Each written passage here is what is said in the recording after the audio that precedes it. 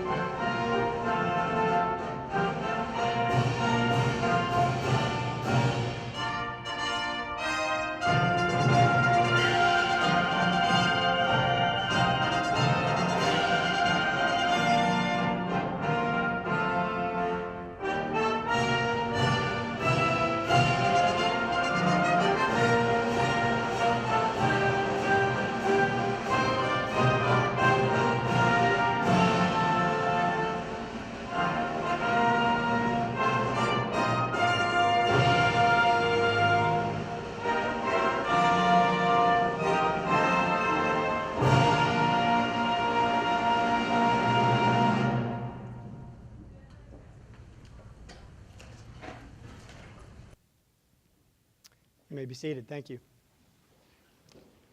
Gentlemen in the Honor Guard, thank you very much for your assistance this afternoon.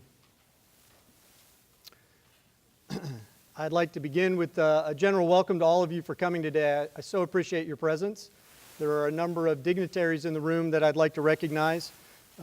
We have Senator Rick Gunn with us, Representative Stephen Ross, Mayor Ian Baltutis, Mayor Pro Tem CeeLo Fawcett, Council Member Kathy Hikes, District Attorney Pat Nadowski is with us today. City Manager, my boss, Hardin Watkins, is here today. And then I'm confident we have a few former employees, retired police officers, and other personnel of the Burlington Police Department. If you're a retiree or former employee, will you please stand so you can be recognized? Great, thank you. We appreciate your service.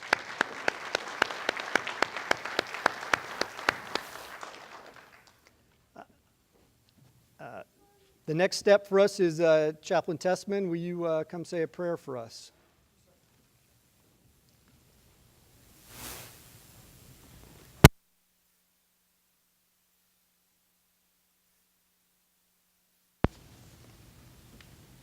We pause for a moment. Almighty God, we gather today to pay special attention to members of our police department, and we pray your blessing on this gathering. Our officers regularly face the possibility of injury or death as they go about their duties in our community protecting and serving its citizens. But there are times when those possibilities become even more imminent, as happened recently. Today we take special notice of the valorous actions of these officers and offer thanks that they safely and courageously performed their duties. And finally, we give you thanks for watching over all of us. In Jesus' name. Amen. Amen.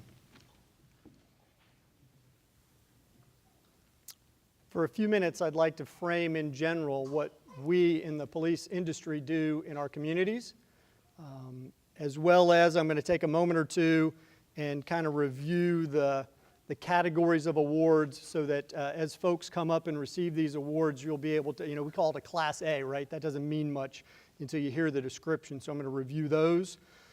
And then I'm going to kind of review the process, how we're going to do this, and not fall into the orchestra pit. So that's a key plot point today, is that nobody falls into the pit. So bear with me while we step through those pieces of this. There's a book that sits on my desk called The Nobility of Policing. And the subtitle is The Guardians of Democracy.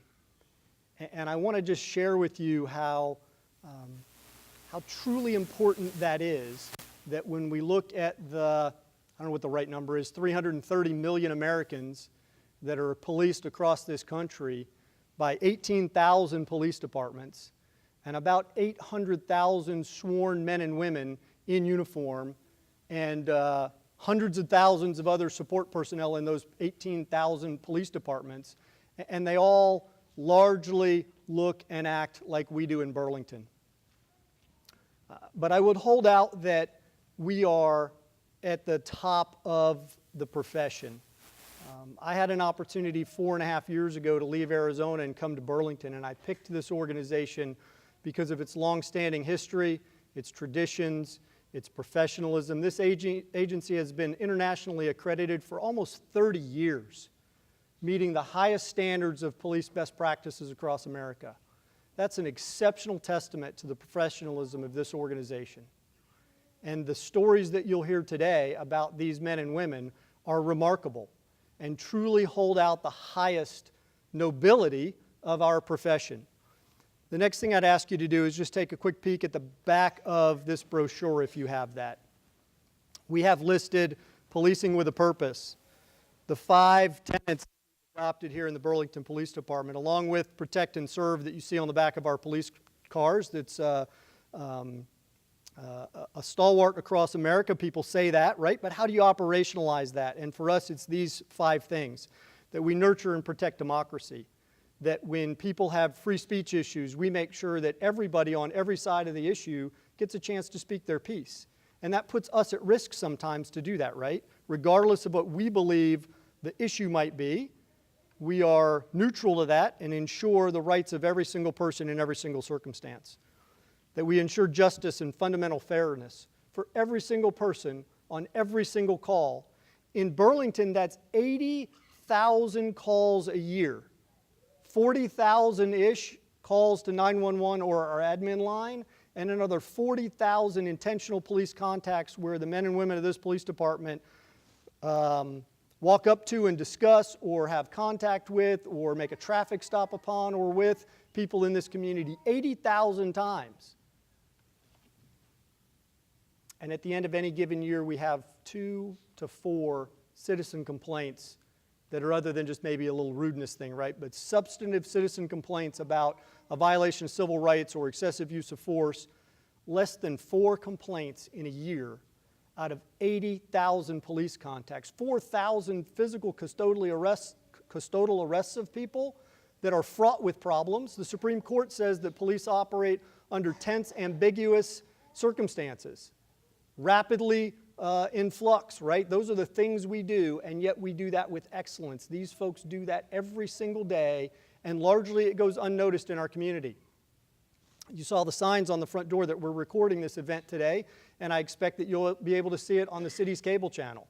And for those of you participating in this, a copy will be made available to you for, you can show to family that couldn't be here or whatever that purpose is. But I think it's so important that the public recognize the incredible honor of the folks that are in the room today to receive these awards.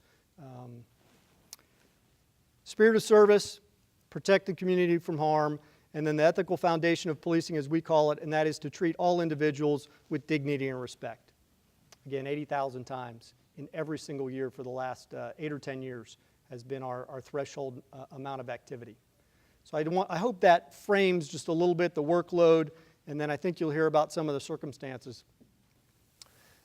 I also recognize that there are family members of our police officers in the room, and quite candidly, sometimes friends and family have a bit of denial and a bit of a coping mechanism. So I hope that the things that we discuss today don't cause you concern when we talk about the heroic actions of your officers.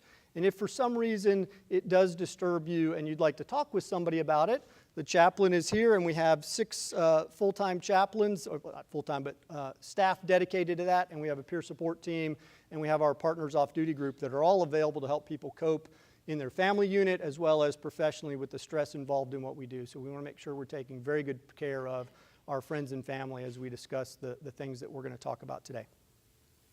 So with that, I'll start to talk about the awards. And the highest award that we are prepared to give pursuant to our policies and the culture of this organization is the Medal of Valor. And that says simply, it is awarded to employees who perform above and beyond the call of duty in an attempt to save or protect human life. And this award, as differentiated from a Class A, which is essentially a life-saving award, the Valor Award requires or includes substantial and intentional risk to your own life, right? Not that we intend to risk ourselves, but there is this significant component of potential harm that we courageously disregard as we wade into whatever the circumstance is in order to save lives. So today, towards the end of this award ceremony, we'll be presenting 3 awards of valor to, in this case, men in our police department. The next highest commendation we have is a Class A commendation, and that's the attempt to save or protect human life through direct action of an employee that's above and beyond the call of duty, but with no significant risk to personal safety. The Class B commendation is through direct action of an employee, a serious felony, dangerous to life or against property is prevented, or someone committing the felony is apprehended in the act, or through the direct action of an employee not rising to the level of above and beyond the call of duty, an injury to a person is prevented. So a Class B is a pretty broad sweeping award. So Medal of Valor, risk to self. Class A, life-saving award. Class B is significant investigative action, which could include some safety issues as far as saving a life, but not the same as maybe performing CPR. And then a Class C commendation is through direct action or performance. An exceptional case was cleared. So these are above the normal everyday things that our officers do, particularly significant cases or particularly bold action in an investigative scenario where an officer resolves a case. And then new for this particular award ceremony, because of some of the complexities we experienced with the previous awards, we've created a new award called a Critical Response Award. And this is presented to employees or a group of employees for outstanding response to an incident involving imminent personal danger, extreme physical challenge, and/or hardship, extreme mental or emotional stress. And this category is important to us because it really speaks to the teamwork nature of what we do. And I hesitate to use a sports analogy, but it's the best one I've got. And so imagine a football team. Everybody wants to be the quarterback or the running back, but we're not going to score any points if we don't have blockers and tackles and receivers, right? So in the most critical incident that we're going to talk about today that resulted in the Medal of Valor, we have 3 employees who rushed to the sound of gunfire, but they knew at their core that the other actions were being undertaken, right? A perimeter was being set, our telecommunicators were on the phone gathering critical information, and so this team element, everybody has to be recognized for the role they play, not just the person who goes in the front door. And we didn't have that language in any of our awards prior to this particular point in time. So we've created the Critical Response Award, and you'll see several of those awarded today. The last thing I have for everyone is just the process piece. So what we'll do is, as I begin to talk about a particular award, I'll invite groups of employees up onto the stage, and they get to stand there under the limelight while I talk about them, and then we'll present that award, take a picture or two, and then they'll go back down that side of the stage without falling in the pit. And then when everything is concluded, we'll have to do some extra pictures with each officer in their award or each group of officers in their awards without staff in the pictures. You're welcome to have family pictures taken at the same time. Ramona will work through those as quickly as she can, and then Iris will bring out the stack of boxes for your awards so you can package those back up and take them home without them being damaged in the process. And in the case of Aaron Swiggett and a couple of others that have multiple awards, that'll be particularly important so that you can kind of keep those together. So that's the process. So for our first award, this is a Class C commendation which occurred on August 10th. It is a child abuse investigation, and it involves Misha Braja, Justin Parks, Matt Fitch, and Alex Shockley. Will you 4 detectives please come forward?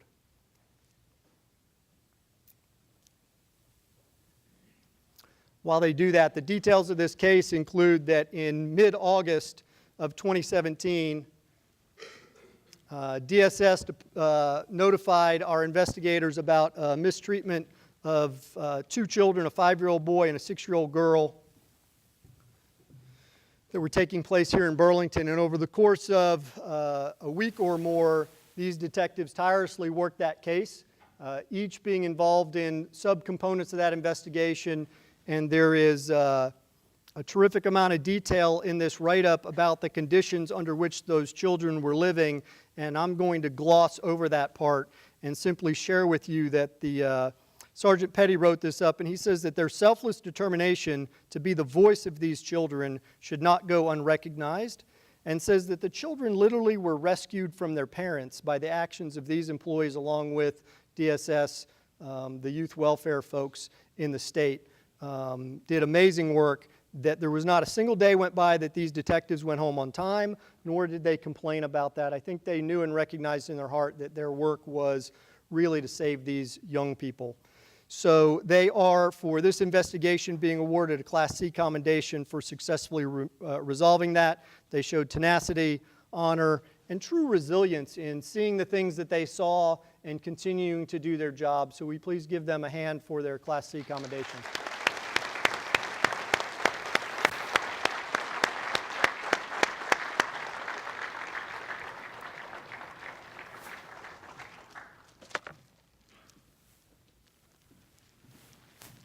I'm going to manage to not drop these. Alex, why don't you strip that plastic off and then we'll take a picture. Justin. Matt. And Misha.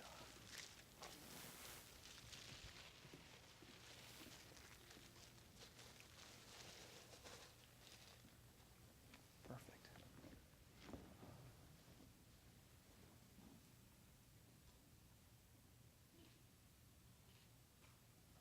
One more round of applause, please. Thank you, guys.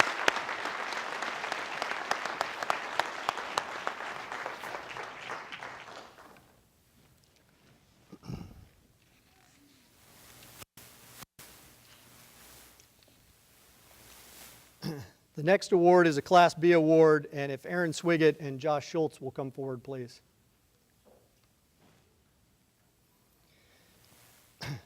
This particular incident took place on September 20th of this year.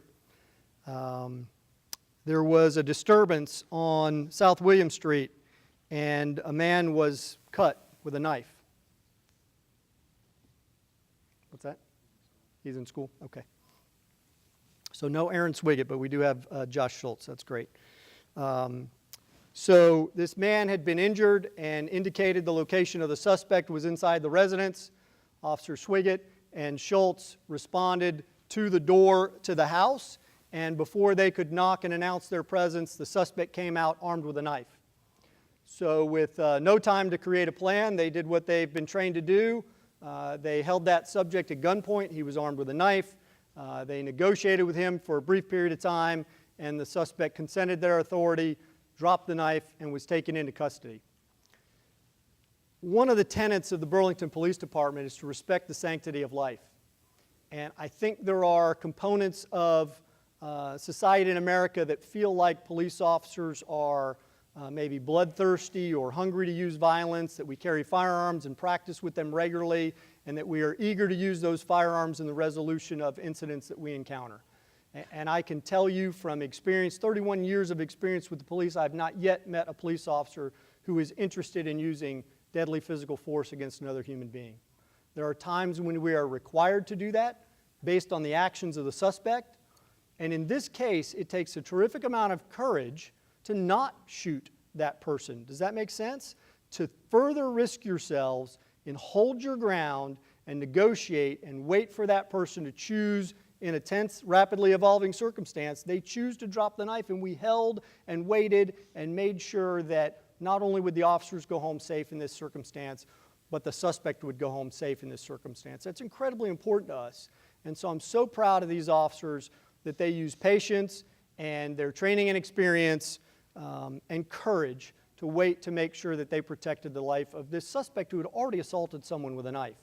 So in recognition of those efforts, this Class B commendation to Josh Schultz, and I've got a special friend who's going to help me for just a moment. While I get the plaque, I'm sure you can respect the special request of this newest police officer who's going to present this to her father.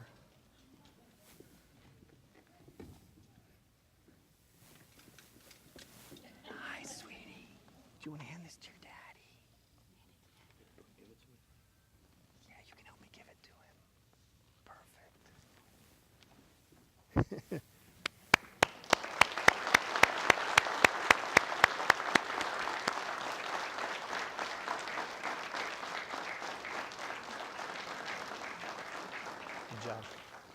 Congratulations. Thank you, sweetie.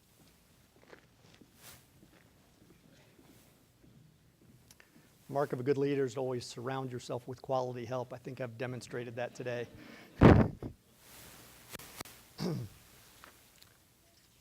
The next award is a life-saving award, and I'd like Lee Darden and Philip Balding to come forward.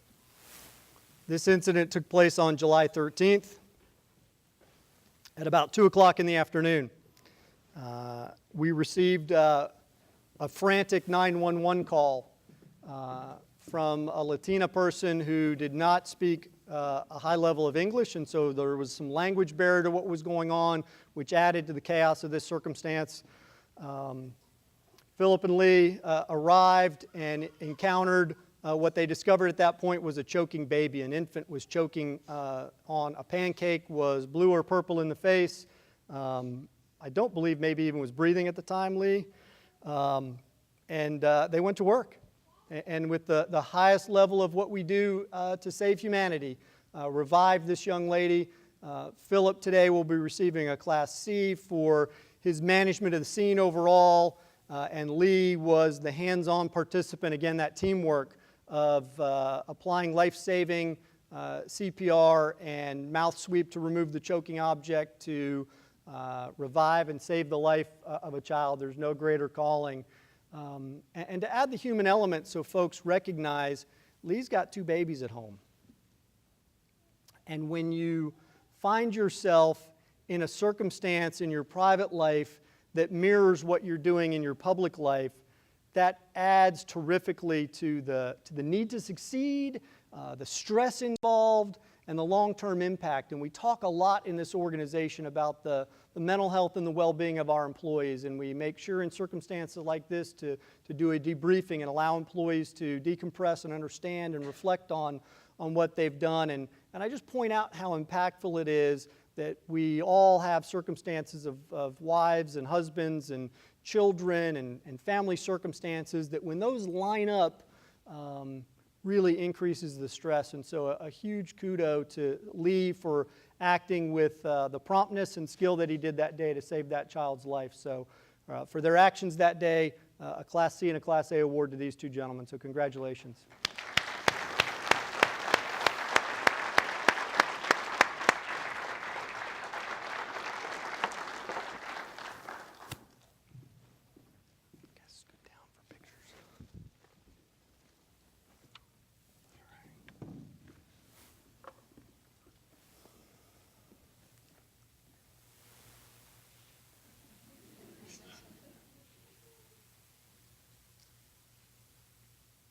Great work, guys. Thank you.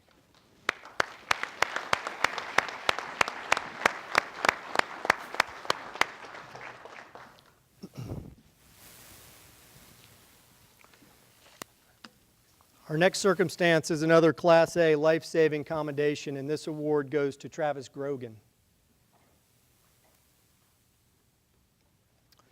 As Travis comes up, on Saturday, August 19th, 2017, Travis was off duty eating dinner in Eden. And a man had a heart attack right there in the restaurant. And because we literally are always on duty, always ready to respond, not deferring to other people, Travis stepped up and immediately went into action and saved a man's life. Performed CPR right there in the restaurant. And the man was transported and survived, thanks exclusively to the effort of Travis Grogan in a life-saving award. So congratulations.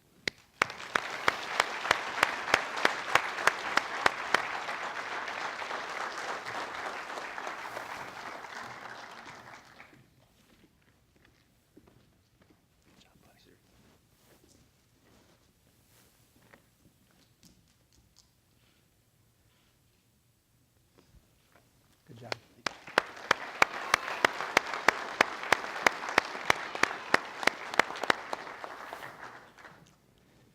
In most cases today, we're not taking the time to pass out the ribbons, but each of these award recipients will have a ribbon that they can display on their police uniform so that all their coworkers and then citizens can recognize that we've recognized their excellence. And so they can proudly display that at work every single day. And then you folks as citizens, please ask them, what's that award on your chest? And let them talk about that from time to time. It's remarkable the number of things our employees do. It really is. The second to the last circumstance or event that we're going to be discussing today occurred on October 2nd. It involved Joshua Schultz, Philip Balding, and Aaron Swigert, who's not present today. So the two officers that are here, will you all please come up? On Monday, October 2nd, these officers responded to Beaumont Court. There was a man suffering from 2 gunshot wounds, very serious wounds in his leg that required the application of a tourniquet, as well as trauma dressing to staunch the flow of blood and save his life. And when you look at what we do in a regular event with a willing victim, that's heroic action, right? To step in and save a life. Now add the element that we're in an area at a time and place when the individuals who were present were very hostile to police. When we literally have to surround the team working on the victim or patient with other officers to keep them safe. When the victim, who is a known gang member, is cursing at you while you're saving his life. When we talk about the nobility of policing, that is absolutely what we're talking about. There's no hint of frustration that you say, really, you hate me? Okay, I'm going to leave you? No, that doesn't for 1 second resonate with any of these men and women. Regardless of the character or the behavior of a person, we treat them with dignity and respect, and in this case, life-saving effort to preserve the life of someone who vehemently detests us at the time. And that's the actions that these officers undertook on Monday, October 2nd, to save the life of this person. And so for that behavior, they are receiving the Class A award for life-saving. So congratulations.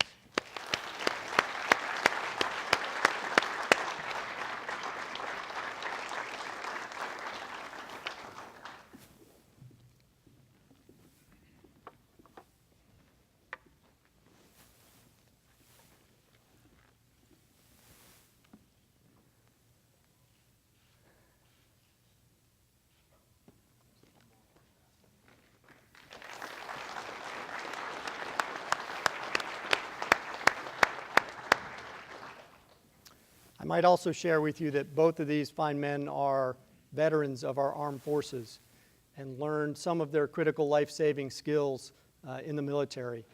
And we're so proud now that they are members of the Burlington Police Department, and they bring the honor of their service to our country to the honor that they serve in Burlington. And so it's remarkable. We have a number of employees that fit that category. So how about a round of applause for all of our veterans who serve?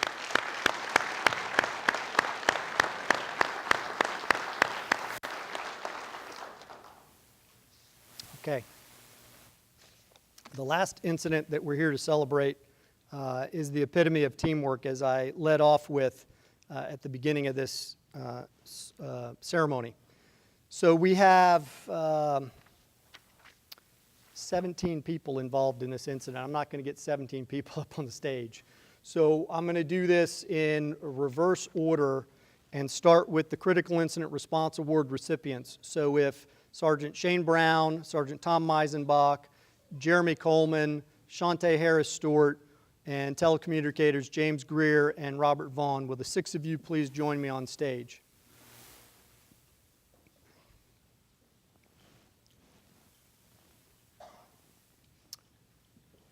So as they do that, I'll set the stage.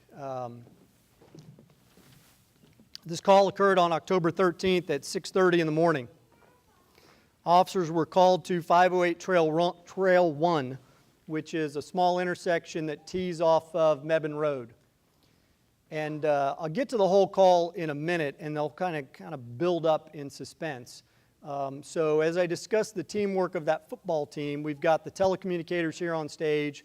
We've got the supervisors who provided oversight and direction during this incident, and then several officers that responded, took the suspect into custody who was still fighting the police many, many minutes after being detained. And so this portion of this award, this Critical Incident Response Award, goes to this group of employees for their support of the effort of the officers that we'll recognize in a minute. But it's really important that we not diminish this piece of this process at all, that none of the rest of the awards happen without the teamwork associated with everyone seamlessly communicating and working towards a common goal. So for that effort on the part of these 6 employees, they're being awarded this newly minted Critical Incident Response Award. So congratulations.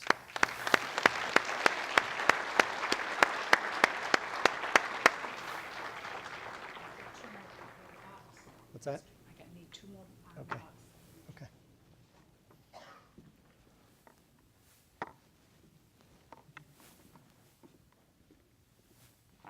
Shane, Jeremy, Shante, Tom. I got 2 more.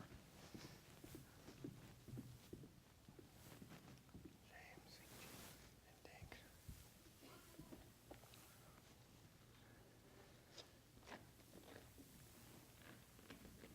Is that going to work?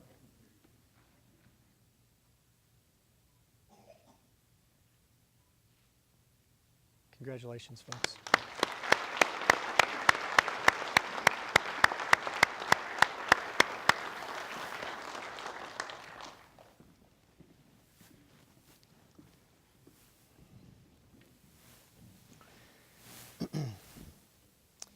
The next group that I'll invite to the stage includes Sergeant David Turner, Joshua Schultz,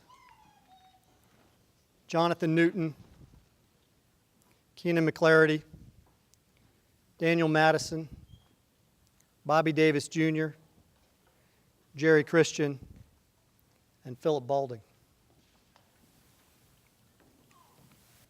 So for this particular call, Officer Newton was the first to arrive, established a perimeter position outside the residence a few yards away in an adjacent business, and contacted the first victim who was able to escape from the home where a madman was firing a weapon.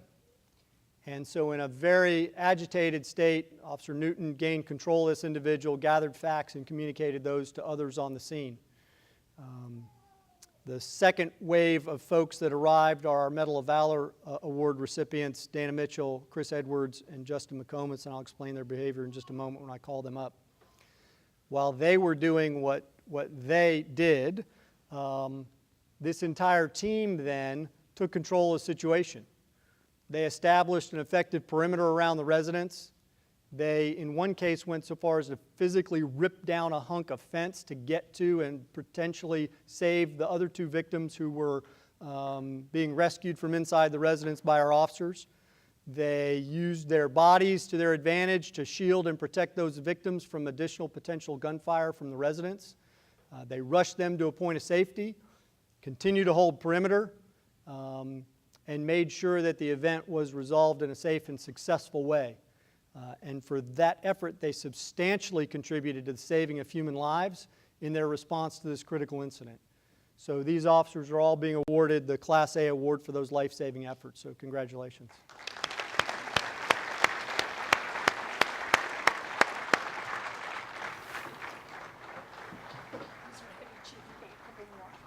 Okay.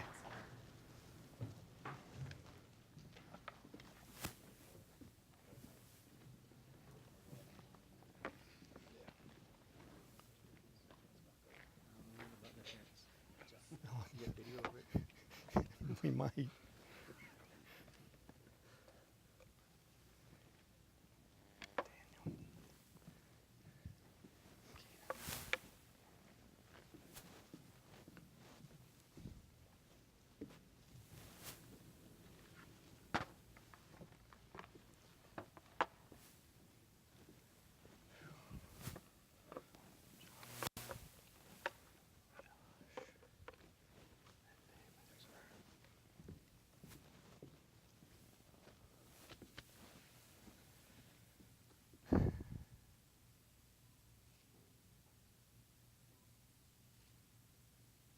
Congratulations, gentlemen.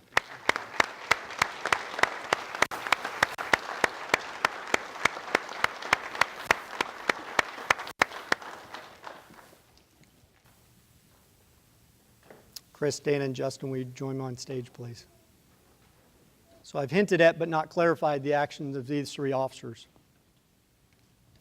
I will share with you that there were some remarks going on about did we have video, and I can assure you we have video of the heroic actions of these officers. Unfortunately, state law prohibits us from sharing that in a public setting without the release of a judge.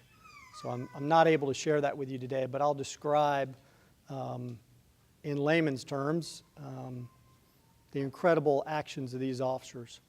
So as I said before, this was October 13th at 6:30 in the morning. They had just come on shift at 6 o'clock, cleared lineup probably just minutes before, or maybe they ran out of lineup even to get in their car to race to the scene of this call. They pull up and within seconds physically hear the gunfire in the residence. They hear the gun going off, there's rounds coming out through a window, into a wall, and they literally grab their guns and run to the side door of this home because they hear the screaming inside the home. And since Columbine in 1999, police officers all across America have trained to go to the active threat and save lives. Prior to that, in 1998, 1999, the standard protocol for police would have been to surround the residence and call the SWAT team to come deal with the really scary, dangerous situation. We've got SWAT operators to do that, right? We don't have time for that. The women inside that residence could have been killed at any second had these officers not immediately responded. In a tactically sound way, they breached the side door, pushed into the residence, pointed guns down the hallway, and gave verbal commands to a man who we believe was under a significant influence of drugs and/or some mental illness, and was quite possibly shooting at ghosts or demons that weren't really present in the home as they willingly entered. And on the video that I've seen that I'll describe to you, literally a woman is rushing down the narrow hallway screaming, and they're holding weapons looking for what's the threat and what's the safety and who do I shoot and who don't I shoot. And literally in nanoseconds have to make life-altering decisions for themselves and others. And we're here today to celebrate the incredible split-second decision-making that saved the lives of every single person in that home that day. Saved the lives of our officers, saved the lives of the innocent victims, and saved the life of the suspect who, while brandishing a weapon and firing that weapon and threatening to kill multiple people, these guys disarmed him, forced him, I think, to crawl towards them in the safest way possible so they didn't have to go down the block. There's no head count for how many people are in the house. There's no head count for how many bad guys. We don't know any of that. There could be 5 people with guns in the bedroom, or there could be 1. They didn't know any of that information. And they quickly process this and act with the highest level of courage and professionalism that I can imagine. They're in the house. They can smell the gunfire. They can feel the fear. The girls escaping are panicked. You can hear them on tape outside the house. And they went in to go save those folks. Incredible, heroic behavior that saved the lives of everyone involved. And for that incredible tactical performance, gentlemen, you're all going to be receiving now the Medal of Valor from the Burlington Police Department. Congratulations.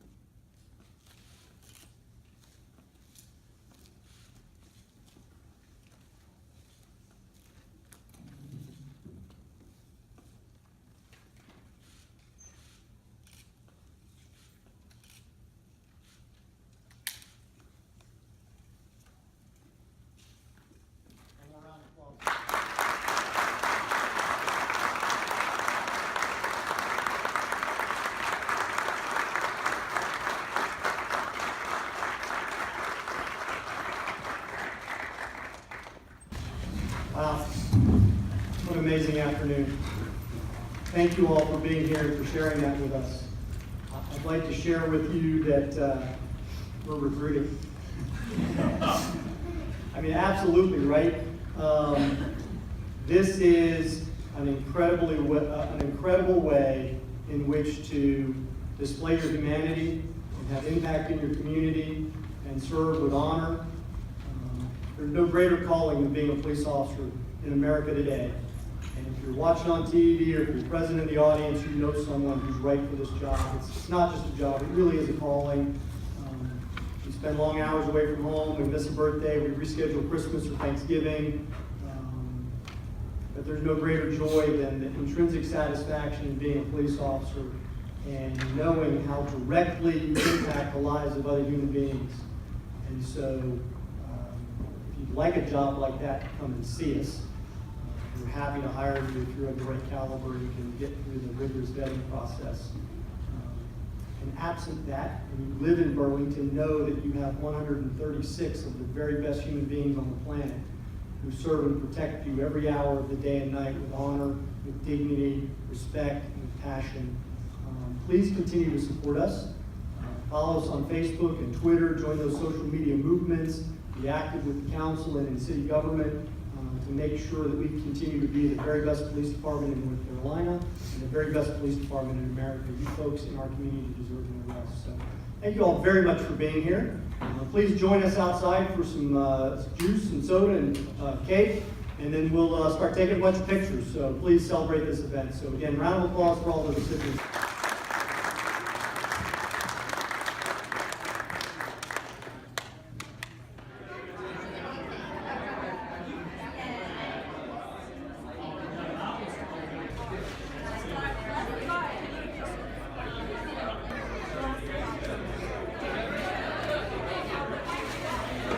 Scratch that out, you know.